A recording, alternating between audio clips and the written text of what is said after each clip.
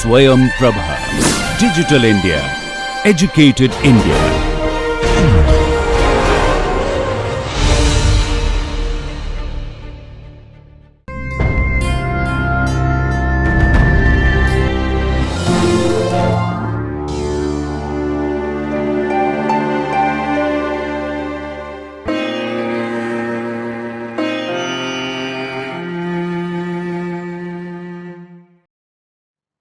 Welcome dear learners.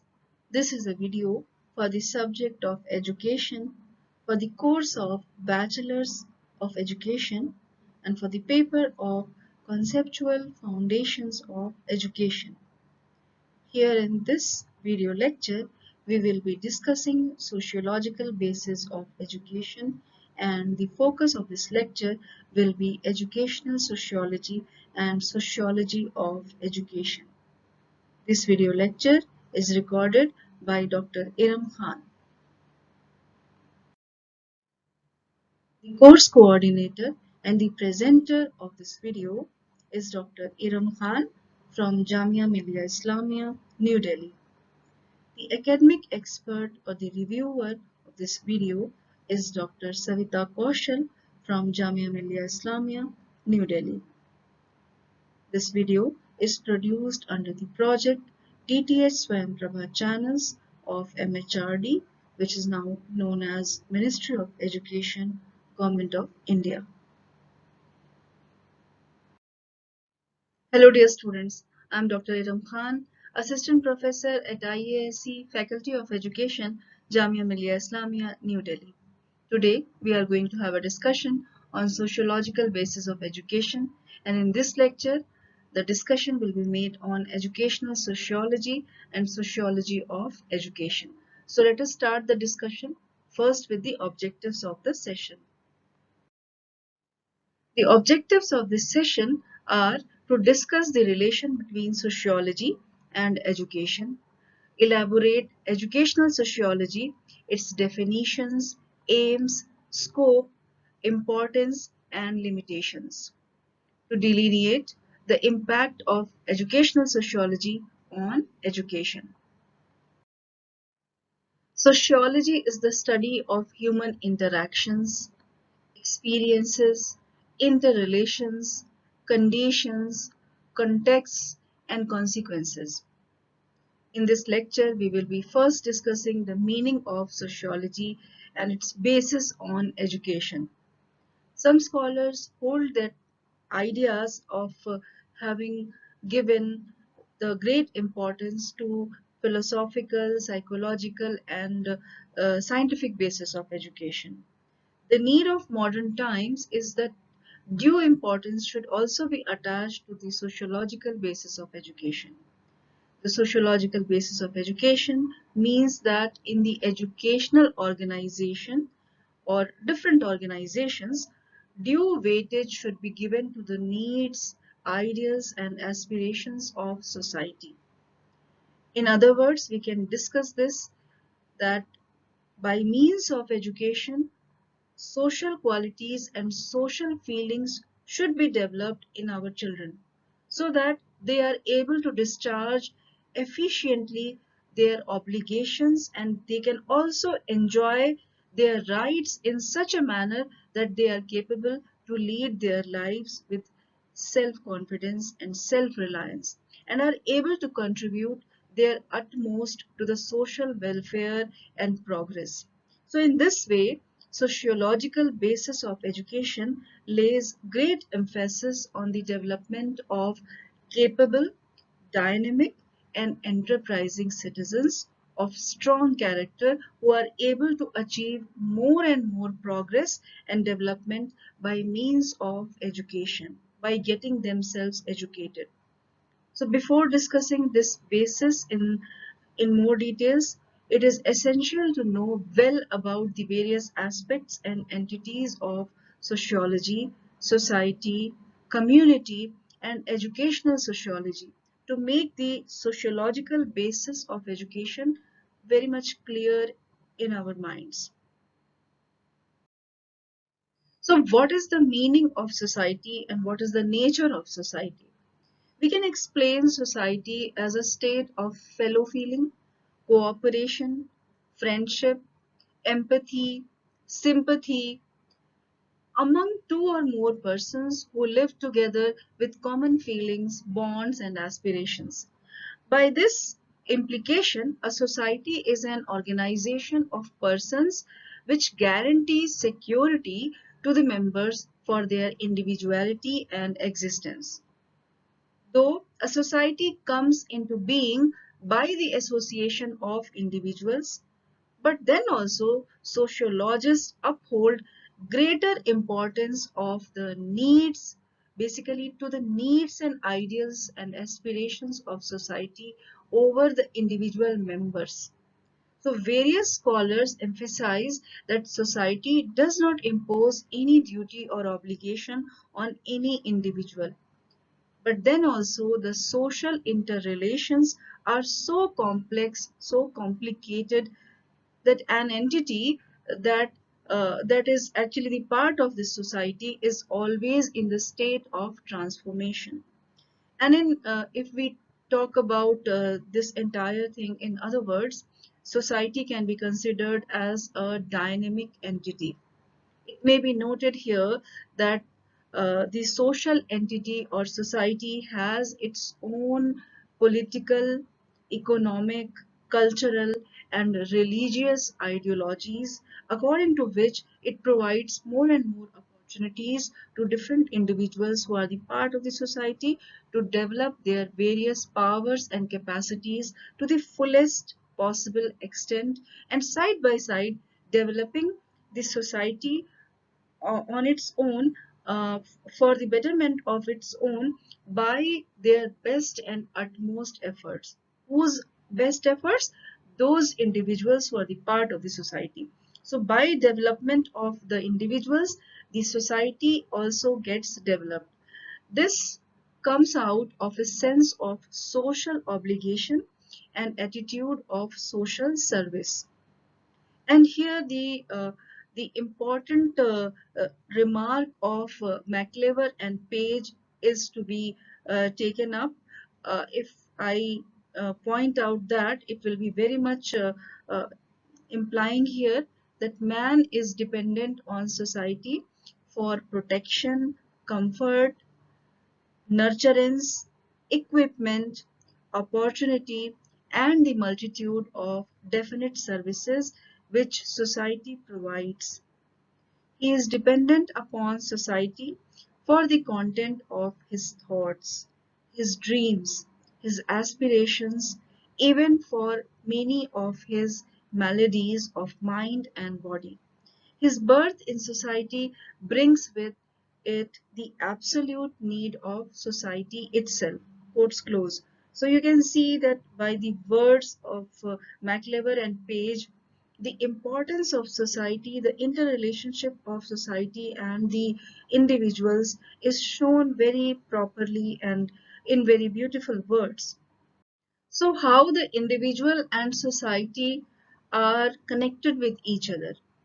We all know that by nature human beings are social beings, and the entire life of a human being is happening in a society. Basically, society is an integral part of a human being's life.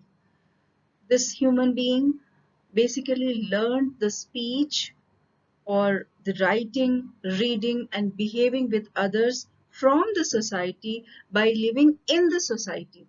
And that is why this human being is indebted to society for life and development. The truth is that the personality of an individual is not his own exclusive possession. In fact, it is such a powerful medium that it can promote not only national but international good and welfare of the whole human race.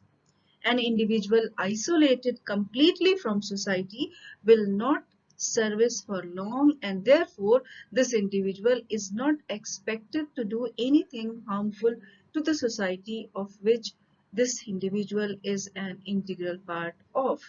So as an individual without any society is a figment of imagination, In the same way, to think of a society without individuals is purely imaginary, and we can also consider it as unreal. A society is an association of individuals which has been created by individuals for their own good. Psychologically, each individual is born with specific inherent interests, different type of attitudes, capacities and tendencies. The development of all these abilities and mental capacities has contributed to human culture and civilization in various ways and levels of achievements. This process of cultural growth and development has been going on since the time immemorial. And from the dawn of the human civilization, this process of cultural growth and development is going on. So we can say that the role of an individual and society is basically very much intertwined. Now we have to see that what exactly is the meaning and definition of community. Etymologically, community is the combination of two words. The first one is com and the other one is munis. While com means together, the meaning of munis is to serve. So in this way, community means to serve together. In this way, community signifies the neighborhood of those persons who live together with bonds of unity on a certain piece of land and happen to lead more or less a common life which actually is maintained, uh, or you can say that the maintenance is done by the community. This common life comes into being naturally and normally. So, in the creation and maintenance of a community, the essential elements are two or more people, a definite piece of land, community feelings, common life, and some rules and procedures acceptable to all the members of this particular place where we are going to talk about that a community is getting readied.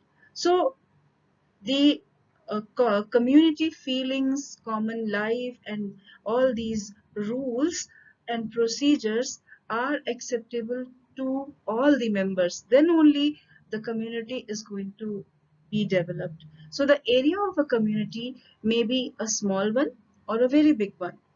And in general, it depends upon the economic, cultural, and political similarities of the members who are going to be the part of this community. And in this way, a village, a town, a city, a nation, or the whole world may be termed as community. The essential features are common ideas or ideals, values, patterns of living, in addition to specific geographical area, which can be a small place or it can be a big place. So let us see some of the important definitions of community which have been given by some of the important scholars. The first definition which I would like to mention is given by Davis. Under quotes, he says that a community is the smallest territorial group that can embrace all aspects of social life. Quotes close. The other definition is given by Ogburn and Nemkov. Under quotes, a community may be thought of as the total organization of social life within a limited area. Quotes close.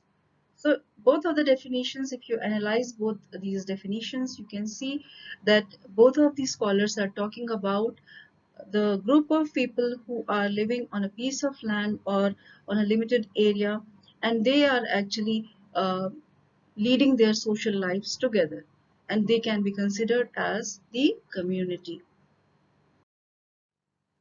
Let us see what is the meaning of sociology. The French philosopher Auguste Comte used this word sociology for the first time in his lectures in 1837. And because of this reason, he is also considered as the father of sociology. He organized various sciences into a ladder and putting sociology on the top of this ladder, declared it as a comprehensive science. According to Auguste Comte, sociology is the synthesis of all sciences, and as such, it should be effectively used in the formation and reconstruction of society. And because Auguste Comte advocated for the first time the scientific study of society, that is why we consider him as the father of sociology. But not only Auguste Comte is the protagonist of sociology, or the ideas of society and sociology, there are other protagonists also who have given a lot of different type of contributions in the growth and development of this field. Some of them are August, like the first one which we have discussed here is Auguste Comte. Then we have got Immanuel Kant. Then there is Emil Durkheim. There is Frederick Engels, Michel Foucault. There is Pierre Bourdieu. Then there is Giddens. There is a list of different sociologists who have contributed a lot to this field and to this area of study. Uh, we will be discussing in our different lectures about these sociologists and their contributions. So let us address to the subject matter of sociology. We have already seen that sociology plays a very important role in the human life, where the interactions are playing a lot of important role, the human interactions with the society. So what exactly is the subject matter of this subject, this area of sociology? The first point which should be mentioned here is that sociology studies social processes and social elements in a scientific manner. These come into being by social interaction in human groups.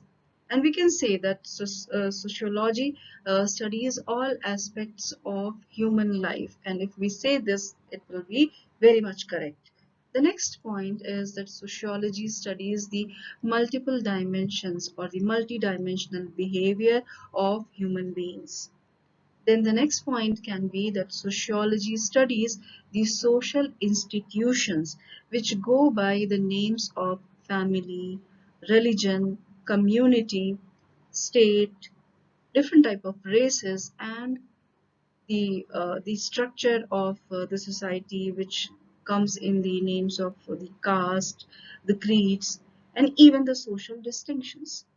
Then sociology studies the nature of problems, investigates the root causes, and suggests different type of solutions for all these problems. Then sociology studies all those elements and factors which affect human beings. These concern the traditions, customs, social institutions, and geographical conditions. Then the next point is that sociology studies social institutions with reference to their characteristic basis, which promotes social feelings of friendship, cooperation, fellow feeling in society, which leads society towards the path of progress and development.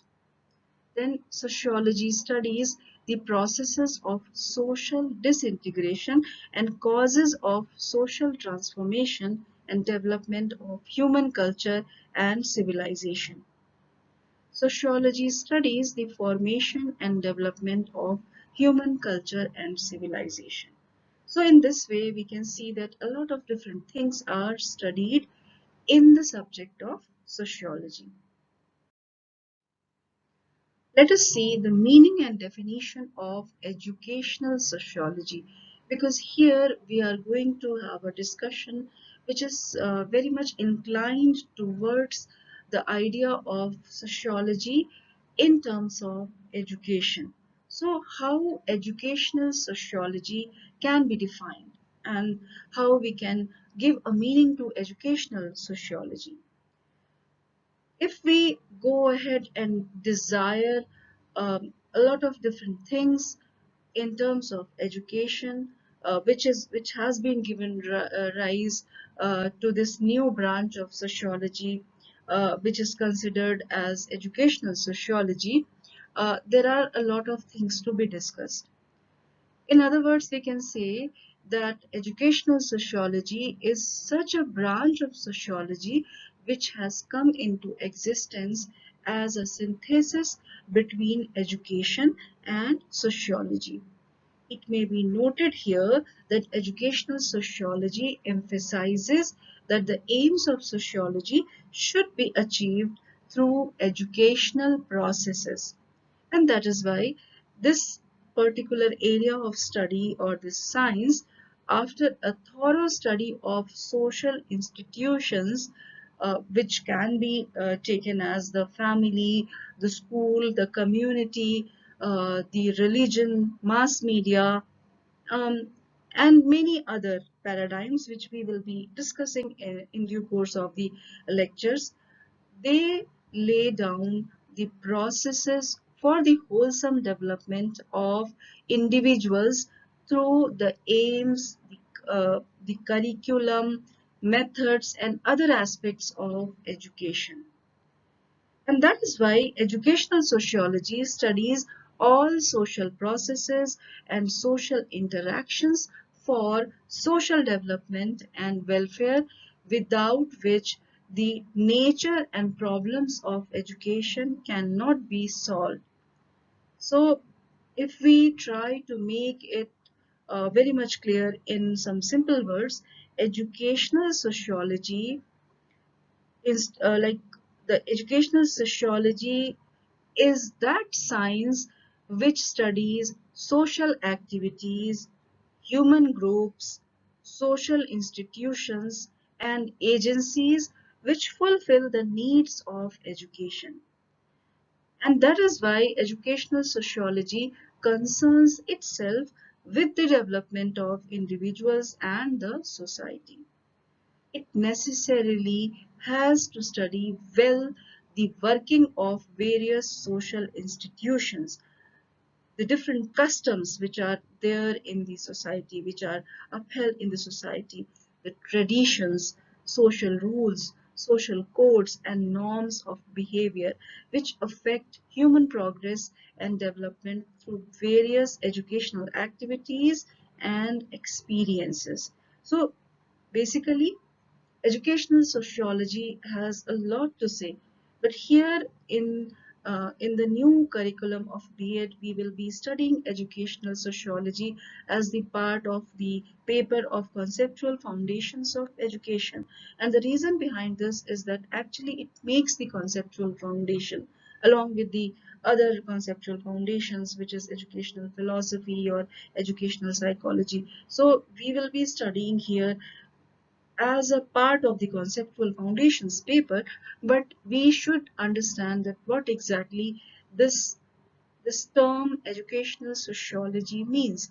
Then only we will be in a position to actualize the knowledge which we are going to gain in terms of this particular area in a very proper manner. George Pine is regarded as the father of educational sociology. In his famous book, Principles of Educational Sociology, he has discussed the influence of education upon group life and the effect of the group life upon education. And not only this, he has also laid a lot of emphasis upon the study of all those social influences which which basically happen on human beings in their growth and the due course of their development.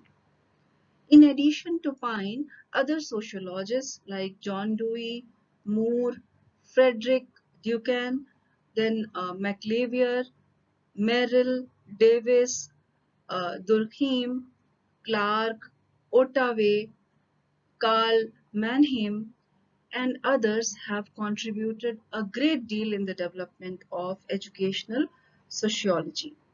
John Dewey, in his books, which are named as School and Society and Democracy and Education, has laid great importance to educational sociology, and he has regarded education as a social process. John Dewey attaches great importance to the working of social consciousness, which inspires an individual to achieve more and more educational eminence. This social consciousness is the essential base or the basis of education, and as such needs close study of its working and development. This social consciousness needs to be developed more and more for organizing properly the various aspects of education. This is the main purpose of educational sociology. And this is because of the recent viewpoint that education is now regarded as a social, dynamic, and progressive process which aims to achieve social planning, social change, and social reconstruction. And all these different aims are considered to be achieved with the field or with the help of education. Let us see few of the important definitions of educational sociology given by some of the very eminent scholars of the area. The first one is given by uh, Ottaway. Ottaway says, under quotes, education sociology starts with the assumption that education is an activity which goes on in society, and the society in turn determines the nature of education. Quotes close. The other definition is given by Brown, under quotes, education sociology is the study of interaction of the individual and the cultural environment. Quotes close. So these two definitions actually show us that how education sociology or the educational sociology is the science which is actually letting us understand the environment of an individual in a better way. So, what are the aims of educational sociology? Let us discuss few of those aims one by one. And these are the aims which are given by Harrington. The first point here is to acquire knowledge about schoolwork and the work of teachers in relation to society and social progress. Number two, to study the effects of social elements on the school. Number three, to acquire knowledge about the effects of social elements on individual. Then number four is to construct a curriculum of education with full understanding of the economic and cultural tendencies of society. Then the next one is to gain knowledge about the democratic ideologies. Then to employ research techniques for achieving the aims of educational sociology. So what exactly would be the scope of educational sociology? Educational sociology is a wide and comprehensive subject. uh, we have seen that it deals with the influences of educational process on sociology and the effects of sociological processes on education. So we can say that it would be having a lot of scope uh, of its study. So, what are the important factors of study for educational sociology? Let us discuss those. The first point to mention is that mutual relations of teachers and students. This can be studied through educational sociology. The next one is the place of teacher in society. This can also be very well studied by educational sociology. The next point is social problems, needs, and aspirations. These can be studied very well. then the small units of society and their interrelations can be very well understood by the means of educational sociology. School and its relations with local social institutions can be studied very well by the means of educational sociology. Then effect of social life upon individuals and schools. This can also be very well understood by the knowledge of educational sociology. Progress of democratic feelings in schools can be actually made very much well versed by the educational sociology. Necessary modifications in the curriculum for individual and social growth. This can also be manifested through the knowledge of educational sociology.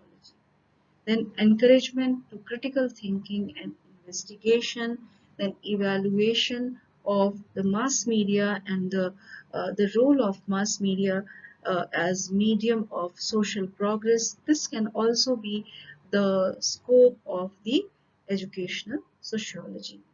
Then determination of teaching methods for the development of child and investigation of all the sources of social restrictions and social advancement. This can also be one of the sources of, or you can say that one of the scopes of educational sociology. Let us see what is the importance of educational sociology.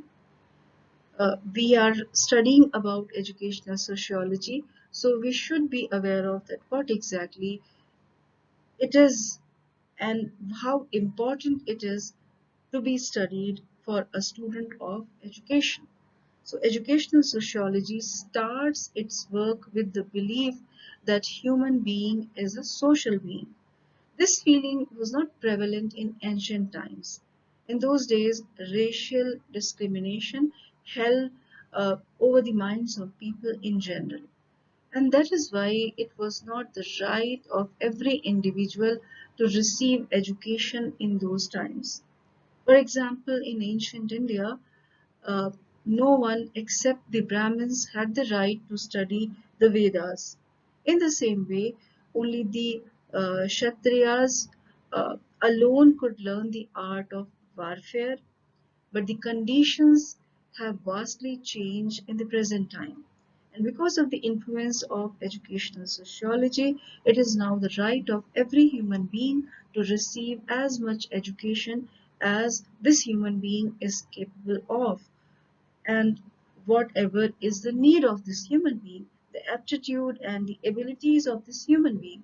So there is no bar on getting educated to any extent, and there is no any restriction of race, caste, creed, color, and sex for any individual to develop more and more to the utmost extent. And these things has actually actualized only once we started studying the sociology or the educational sociology as the part of our curriculum. Then the next point is educational sociology affords full protection in the preservation and progress of culture. And everybody becomes able to develop those cultural qualities which promote international understanding and welfare.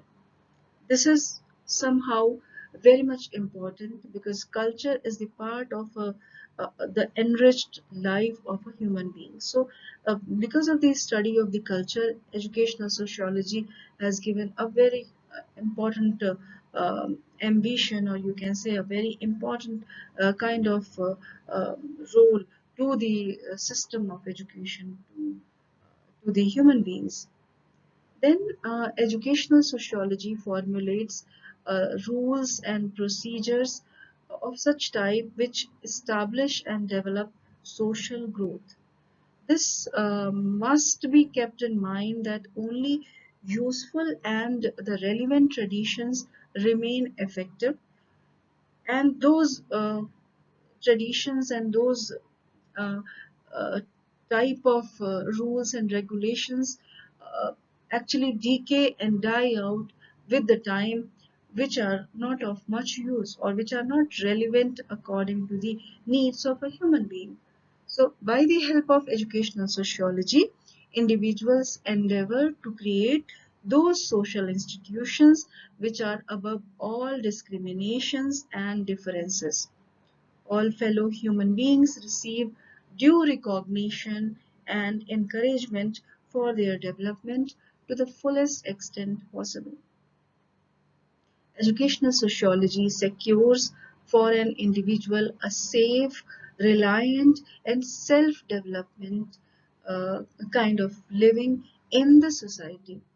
This social science promotes social adjustment by one and all and inculcates in them, in the individuals, the urges and desires for social service and social good.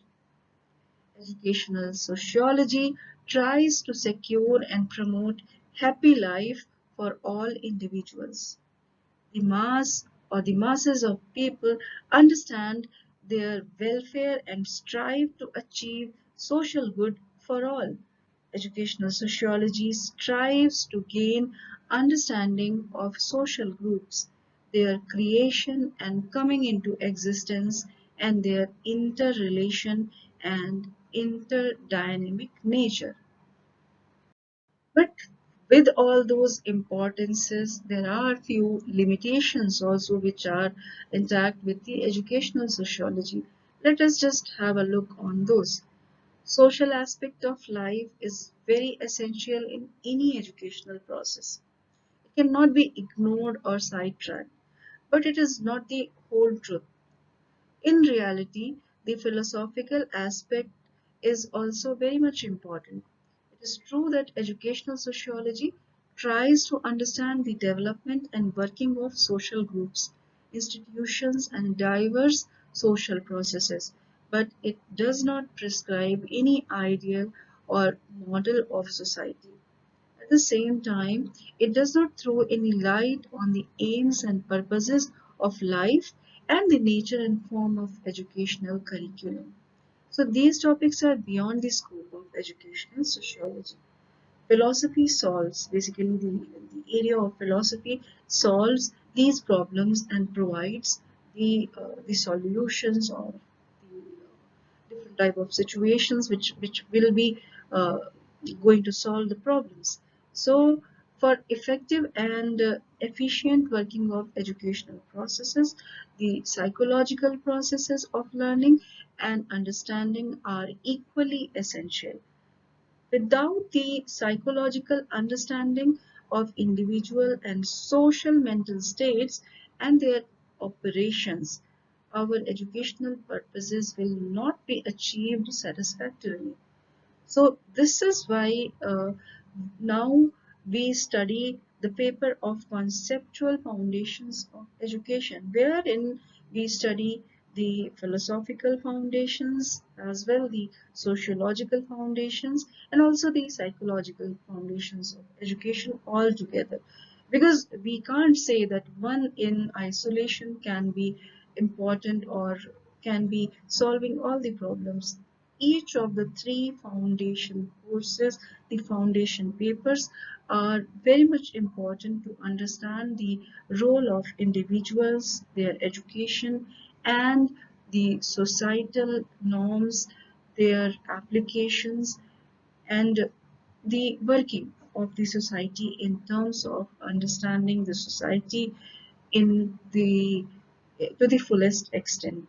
So that is why now we have got this paper as a combined paper of conceptual foundations of education, and we are also going to study it in a combined form. We will not be studying it in isolated forms or in fragments, but we will be studying the different parts and then we will be combining the whole, and we will see that how altogether the entire paper is structured and how all these components are very important to learn for a student of education.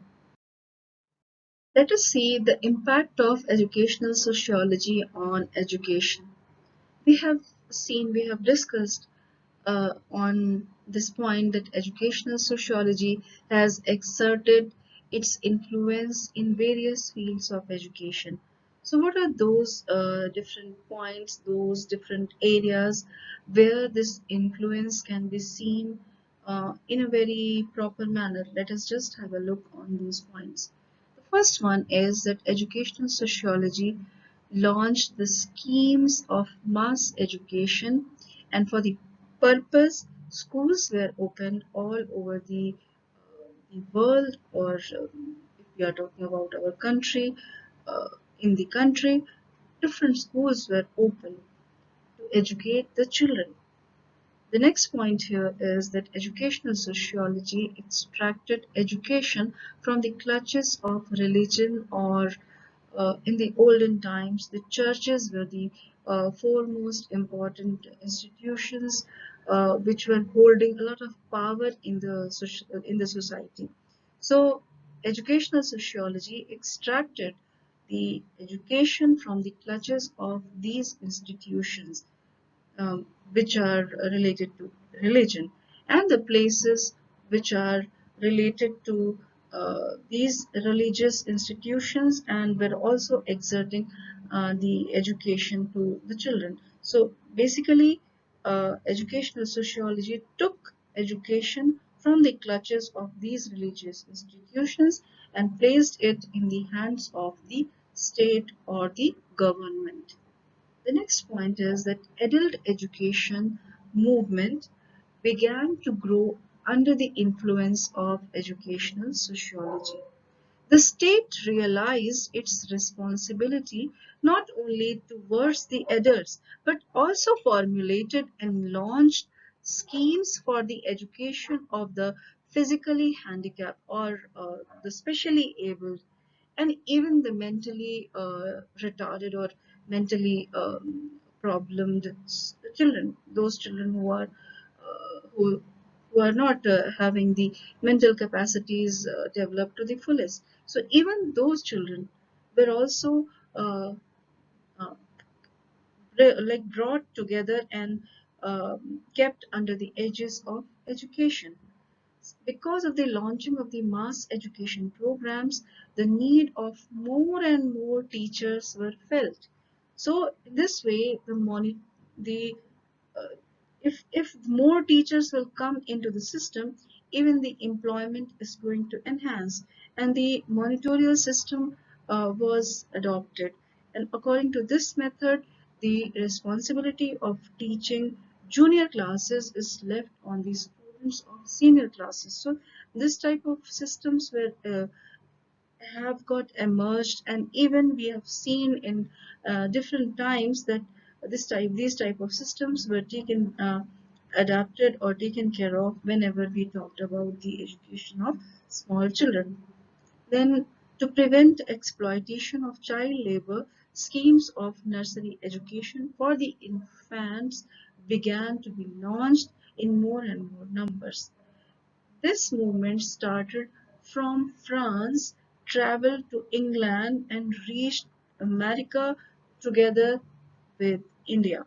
So even in our country, we got people who were who started to become aware of these type of exploitations, and who were ready to actually eradicate the child labor from our country. So the credit of this movement goes to Robert Owen, who was the person behind the making the awareness campaigns against the exploitation of child labor and schemes of nursery education for the infants in different countries like France, England, America, and India. Then states began to provide vocational, technical, professional, and agricultural education to children under the inspiration of educational sociology. All aspects of education were influenced by educational sociology, and many important changes have been accomplished in the field of education under the impact of educational sociology. So, These are few of those important arenas in which we can see the impact of educational sociology on the educational system of our country and even other countries of the world. So with this, we have now reached to the summary of this summary part of this lecture, and let us just have a quick recap what we have studied. We have seen the meaning of sociological basis of education, and we have also seen that education should be according to the needs of society. We have seen the nature of society, how organization of people actually is making the society actualize, then how individual and society are mutually interdependent and they are complementary to each other. Then we have also seen that what is the role of sociology in the studies of human nature as well as related social elements which promote social growth. Then we focused our discussion on educational sociology, which emphasizes the realization of sociological aims by means of educational process, different educational processes, and the activities. We have seen the aims of educational sociology, different definitions of educational sociology, and even the impact of educational sociology on the educational systems of our country as well different arenas of the world where educational sociology has impacted a lot. So with these words, now we can end the discussion. These are few of those references and the suggested further readings which you can also go ahead for enhancing your knowledge. This lecture was prepared by the help of these study material. So this is something which you can also use for more knowledge enhancement. So with these words, I'll conclude this session and we will see each other in another session some other time. Thank you from my side. Dear students, you are watching a video on sociological basis of education, and in this lecture we discussed educational sociology and sociology of education. This video lecture was recorded by faculty at home during the national lockdown period for COVID-19 pandemic using minimal technical resources. Technical errors, if any, are unintentional and may please be ignored. For any queries with regard to this lecture or broadcast, kindly send your email to techsupport@dth.ac.in. Thank you so much.